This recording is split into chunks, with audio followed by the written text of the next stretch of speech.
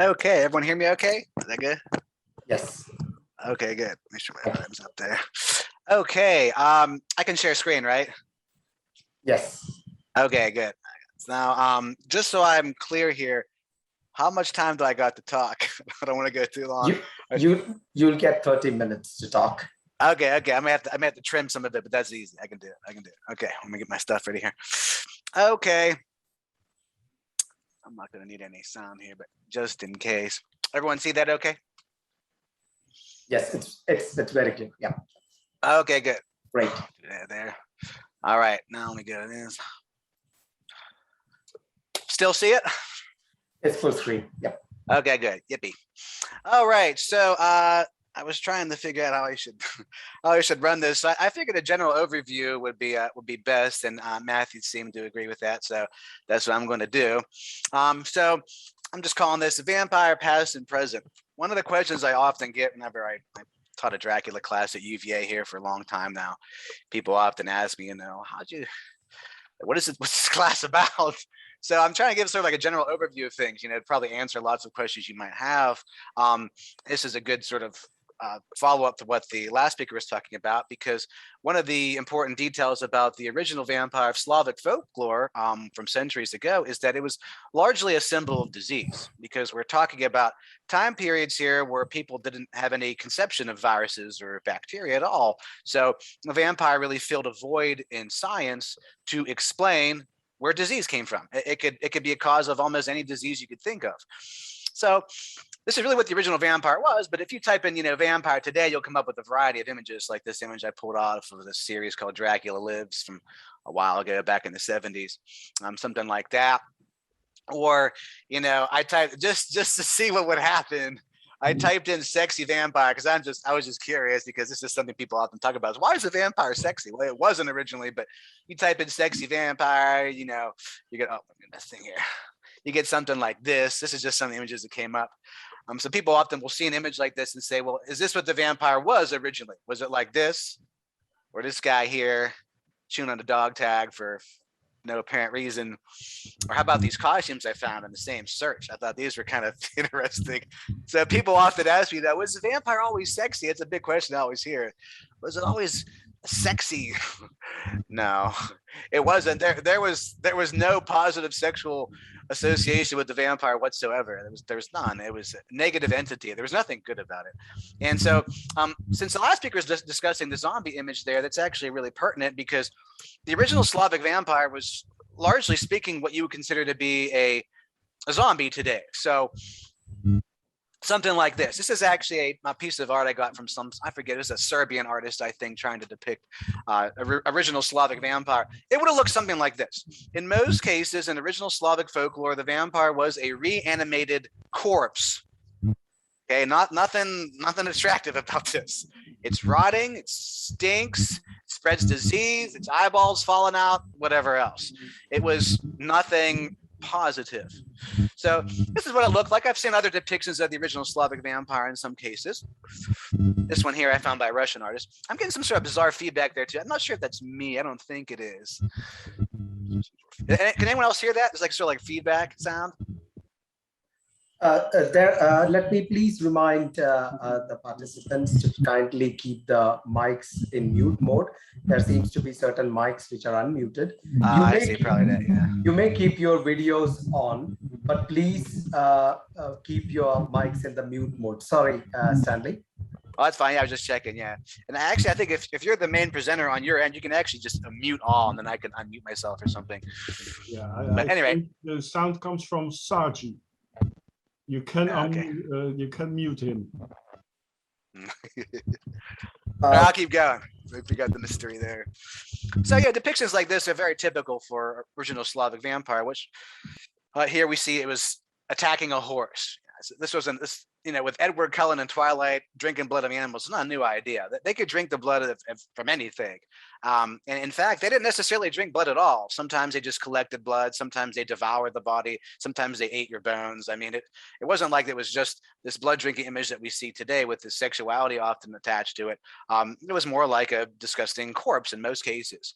So how did they become the thing it is today? That's another big question people often ask. Well, if it was this, originally? If it's this horrifying, disgusting thing, how did it get to the point now where this is like a human ideal almost, you know, something I want to get married to maybe? How'd that happen? It's a long process in how this occurred. This is just another classic depiction of a vampire. I noticed the ravens chewing at it, for example. So how did this transition occur? Well, really one of the key details here was what's often referred to as the Great Vampire Epidemic of the 18th century. So there had been so-called vampire epidemics prior to this in Eastern Europe, Slavic countries. There was one, for example, in the 14th century that we know of, and the ones that we do know of were connected to disease epidemics. So in the middle of the 18th century, starting in Serbia, there were outbreaks of two main diseases that were causing this vampire hysteria to then spread. One of those diseases was pellagra. It's a disease caused by dietary deficiency of niacin and tryptophan. And then rabies. There was a rabies epidemic that was going through Eastern Europe at that time.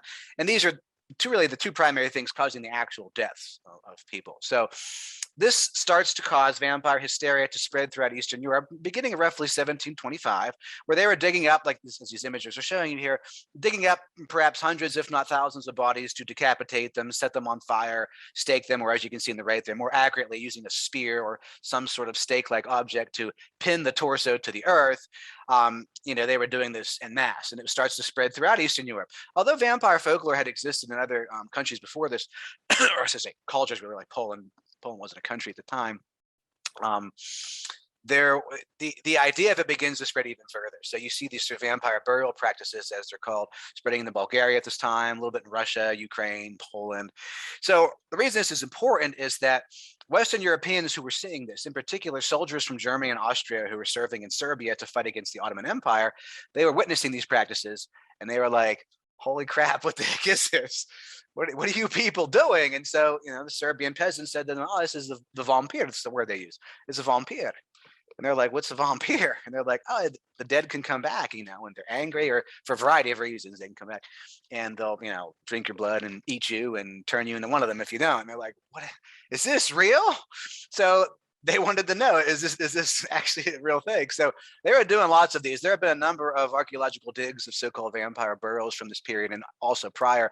They would do things like bury it with a sickle in the throat, on the right there, ram a rock in its mouth so it had something to chew on, chop it into pieces and scatter the body parts around. Most typically you saw that in the form of the head being chopped off and put between the legs. But in this case, they've not only removed the head, they've also removed this vampire's lower portion of their legs from the knees, as you can see there. So these are very typical things that they would do to the body. They would dig it up, look for so-called signs of vampirism. Once they found it, they would, you know, do a variety of things. Cover it in garlic, maybe, cover it in poppy seeds, burn it. There are tons of different things they would do. So Western Europeans who were seeing this were wondering, like, is this legitimate? Like, does this really exist? So because of these cases, in around 1726, you start to see publications entering academia discussing whether or not it's possible for the dead to come back from the grave. So there are a number of these publications that start to come out. It starts in Germany. So the word vampire doesn't enter Western European languages until roughly 1726 by way of German as der Vampir, because of some of these publications. It becomes the word vampire in English by roughly 1734 in the middle of all this, but there were a number of these documents that were being published. The most important you see on the right, there was actually an appendix to a study on ghosts in Eastern Europe. And he has this appendix he added there that was about vampires in particular. Gerard von Swieten was one of the founders of the Viennese School of Medicine. So he was sent there because what was happening is all this hysteria starting to spread in the Western Europe, and the Catholic Church and Western European nobility, they were concerned that this is going to start to lead into people digging up bodies in Western Europe, and they want to make sure this would stop. So some religious figures went there and tried to, you know, determine why the vampire was impossible, but they used religion to make their arguments. This is the age of the Enlightenment, so people didn't really want to hear that anymore. It just actually spread the vampire idea further because more people heard about it then. So Gerard von Swieten was probably the most important of these scientists who goes over there to give actual data based on the science he had at the time to explain why this is impossible. So once he publishes this famous work, it then becomes essentially debunked that this is true. But because of the interest in this, it was like basically the vampire, you know, went viral, so to speak, throughout Western Europe because of the vampire epidemic in Eastern Europe. People kept talking about it. So even though he debunked it as being something legitimate, people thought it was cool. They were like, oh, it's a bummer, you know, it's not real, but man, it's so cool though. It's like one of the coolest things I ever heard of. So, although there are some brief appearances in poetry, you could argue here and there, really the quintessential work that starts off this whole phenomenon is this novella published in 1819 called The Vampire, spelled with the Y there. As far as this edition I found, apparently this is the 1884 edition. I'm just guessing because someone scribbled that up there. I'm not entirely sure. And those of you who know literature might look at this and say, oh, look, it's by Lord Byron. I heard of that guy. I read, you know, Don Juan and stuff, and he was a really famous poet and so forth at this time, and very scandalous individual too. His face is on the cover of this one, but it actually wasn't Byron who wrote this. There's still lots of debate about why this happened. The dominant theory is that the publisher did this on purpose or it was some sort of accident, but there is some evidence to suggest that the actual author would have been okay with this because Lord Byron's name was known. He was a very well-known writer at that time. And his name sold things. So if you would see his name and face on here, you probably would be more inclined to purchase it than you would if it was the actual author, who at this point had no publishing history outside of his dissertation about dreams, because he was a doctor, actually. Dr. John Polidori. So John Polidori was the actual author of this. I'll be telling this again for myself here. I'm going to hide the floating panel so you can see this better. John Polidori was the actual author of this, and he knew Byron because he was Byron's personal physician. So what happened with Byron is he got involved in some pretty seedy affairs, let's say, to tone it down somewhat, in England. So he gets the hell out of there and he goes to Geneva to meet up with Percy Shelley, who is messing around with this young girl who's going to eventually become Mary Shelley, but they weren't married yet. So Polidori, being Byron's personal physician, Byron's trying to get out of there to get away from this controversy. Polidori travels with him to Geneva. And one night Byron's like, hey, why don't we do a little challenge here? Let's see who can write the best ghost story. And, you know, this little challenge. So Percy Shelley wrote some garbage there. And then Mary Shelley, that's when she wrote Frankenstein or the Modern Prometheus. So she wins the bet. Byron was working on a short story about a vampire, but he didn't finish it. There's only a fragment of it. That's all he finished. So John Polidori takes that unfinished story and he makes the novella The Vampire out of it. And this is very important because the so-called vampire character in this is named Lord Riven. So I know it looks like it says Ruthven, but it's actually pronounced Riven. Lord Riven is actually a very clever twist on a pretty timeless character type that's really prominent in literature in the 19th century, the Byronic hero, named after Lord Byron, of course, who I just briefly discussed. So Lord Riven is a clever twist on this, and that he's classic Byronic hero who likes to manipulate people, especially women. But he's not just literally a monster. It's not just figuratively a monster. He's also literally a monster because he's a vampire. He has this one eye that's kind of gray, and you know, I won't go into the whole story and what happens in it, but this is the first aristocratic vampire in history. So when you see like Dracula today, or I don't know, some cheesy little keychain like this I have here with the little fancy collar and stuff and eyeballs pop out of it or something like that, that look originates with this work. This is where it starts. So he's using the vampire as a symbol, basically, of this sort of decadent aristocracy and stuff like that.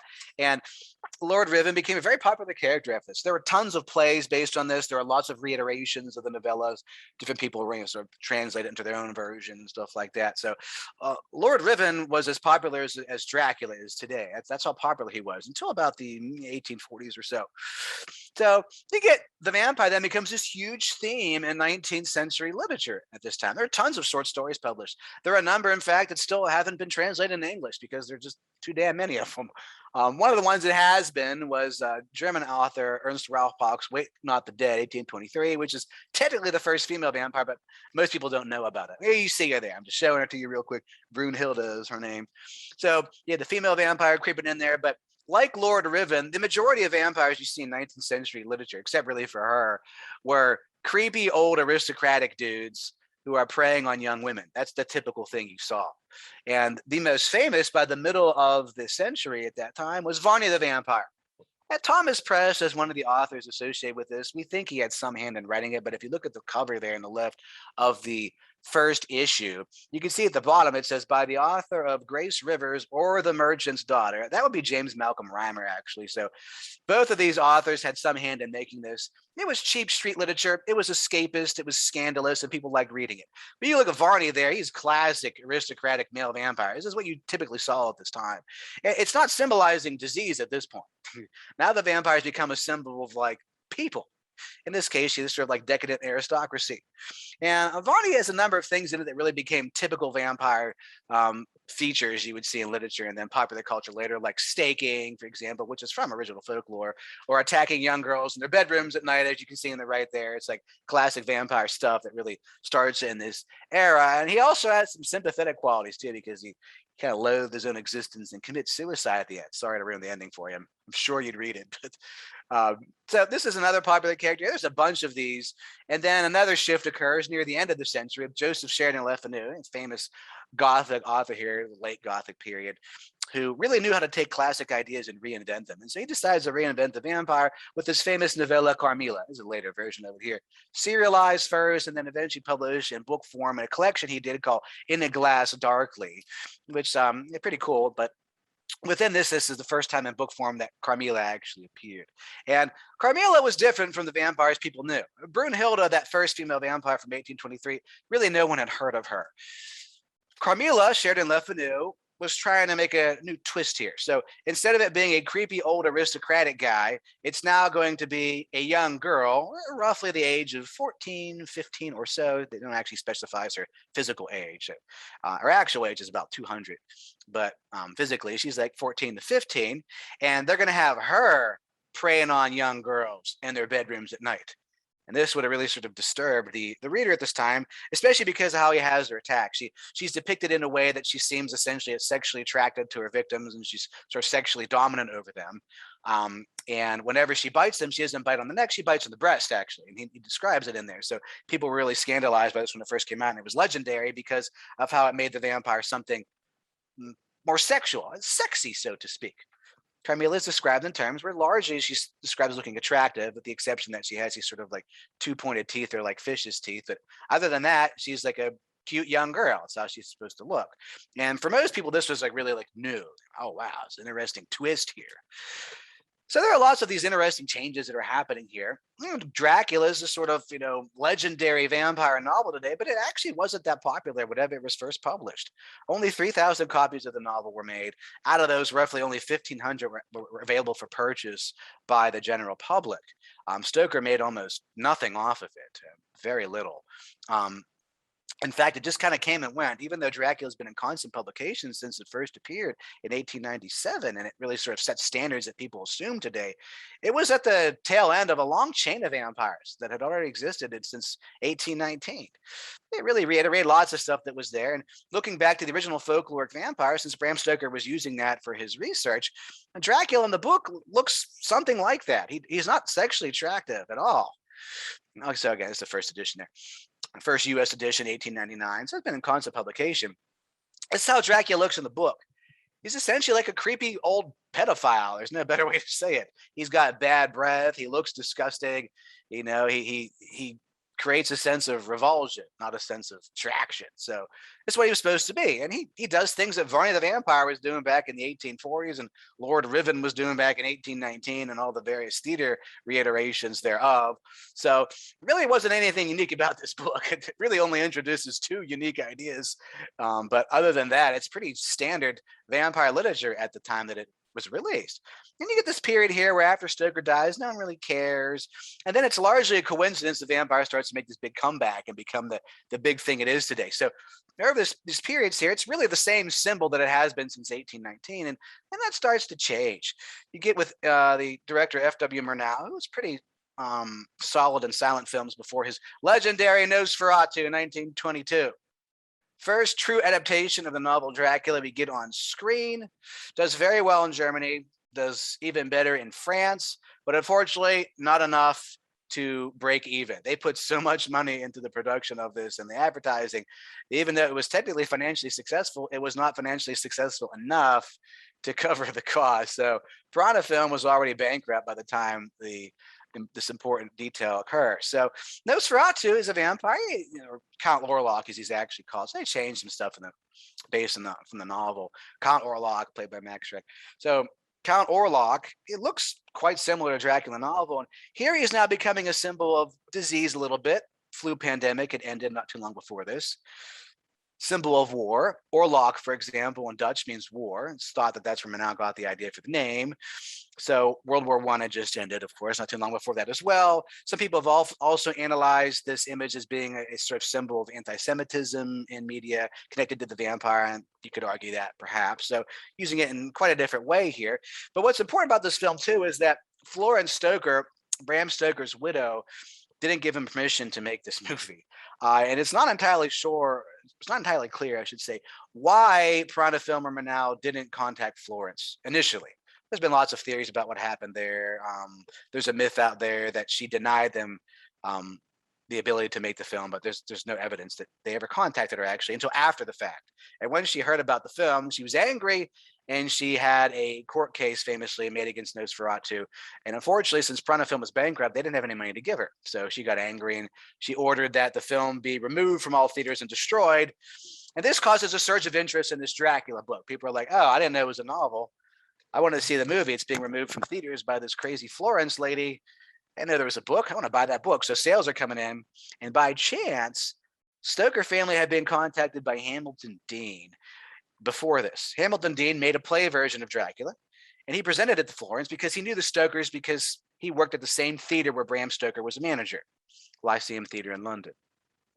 So he came to her early with this play version, and she said, "No, my husband tried that himself. Actually, it wasn't successful, so I'm not interested in that." Now that the lawsuits happened, she contacts Dean back up. She's like, "Hey, I want you to let us make this a play now," because she was concerned. She didn't have the resources to fight another legal battle should someone try anything again. So she's like, "All right, let's get the play out there." So the play wasn't expected to do very well. It's a form of play we call a drawing room mystery, and Hamilton Dean was accused of what's called barnstorming. He was a second-rate playwright, essentially. He was trash, except he knew how to make money. That was his real claim to fame. Is he knew plays that people wanted to watch. He knew how to make them fun. That's what he did. So he knew how to make this fun and turned it into what's called a drawing room mystery. Wasn't expected to do good.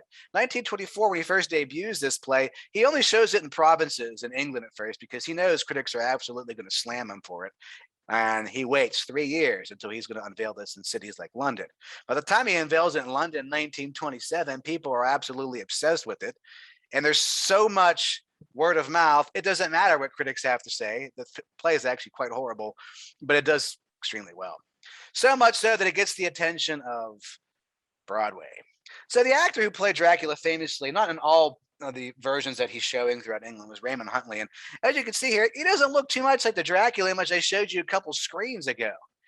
He was designed to look like essentially an evil stage magician because Hamilton Dean worked with stage magicians a lot. So he just used some special effects that they would use for tricks. And he designed Dracula to look like that because it was part of the disappearing act of Dracula on stage. So that's where that big collar comes from, because he'd pop it up and then disappear in his trap door and stuff. So Raymond Huntley is really the first big name that's associated with Dracula outside of literature. There's some old photos of him on stage, but whenever this gets the attention of Broadway, producer John Balderston brings it over here in 1927. And this is going to be the big shift here that really leads the vampire to what it is today.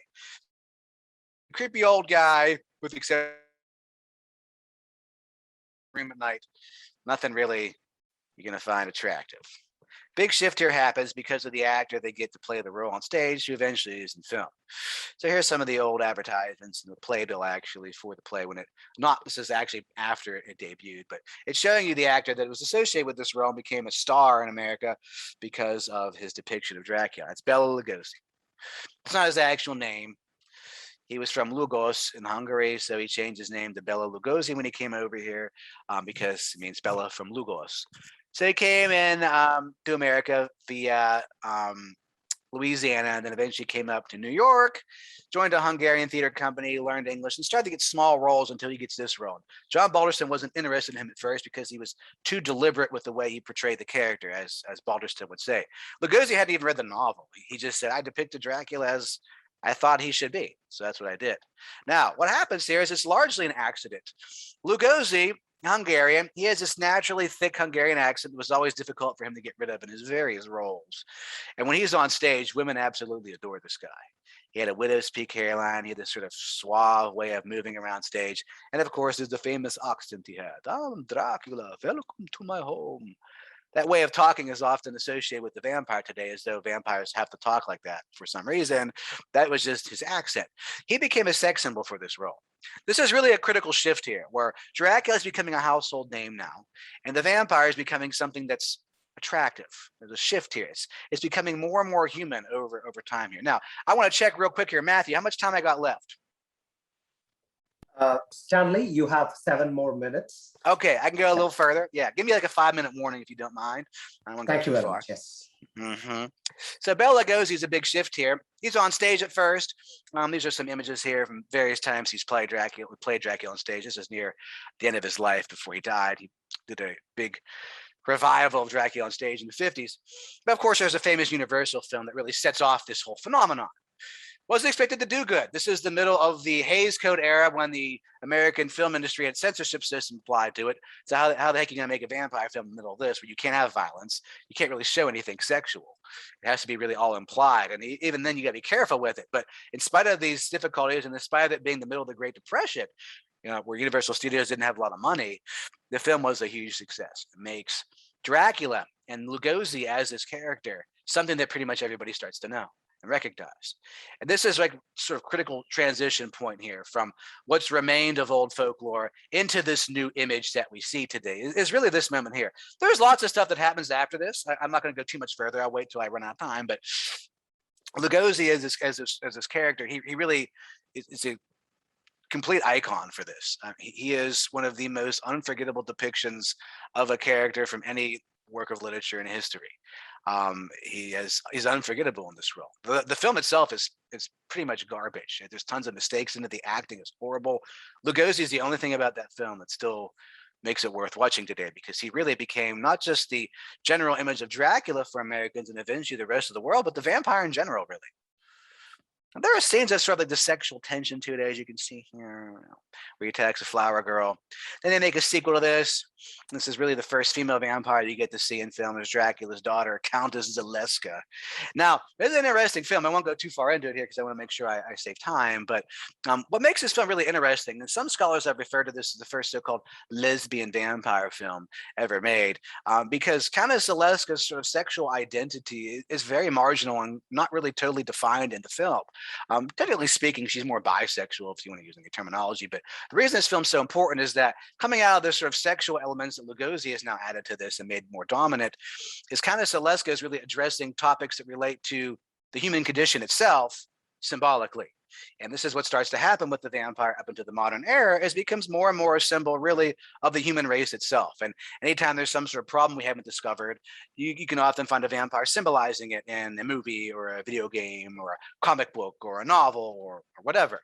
Originally, it was just a symbol of disease, but now it can still be that. It can be a symbol of sexuality. It can be a symbol of racial relations. Almost anything you can think of, the vampire has been associated with it to some extent. Now, let's see here. I guess I could go a little further. They made a third film here. It's total garbage. Son of Dracula.